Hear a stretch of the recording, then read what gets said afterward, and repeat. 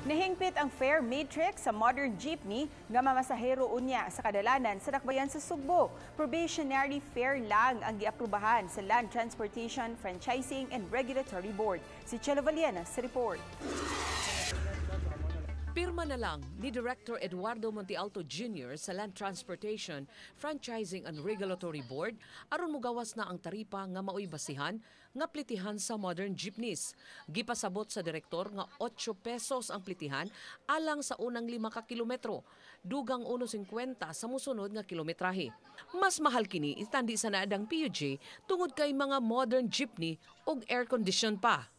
650 times 20% mo mahimong 780, pero giran off na to the nearest 50 centavos mo lang na 8. Mato ni Montialto nga provisionary lang una ang plitihan tungod kay musaka man kini kung musaka usab ang naandang plitihan karon sa PUJ.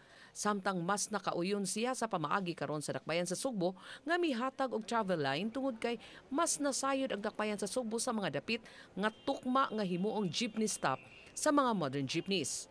Kung i-approve to siya nga petition, mo increase po sila. Automatic kay aircon man kuning atong modernized jeep.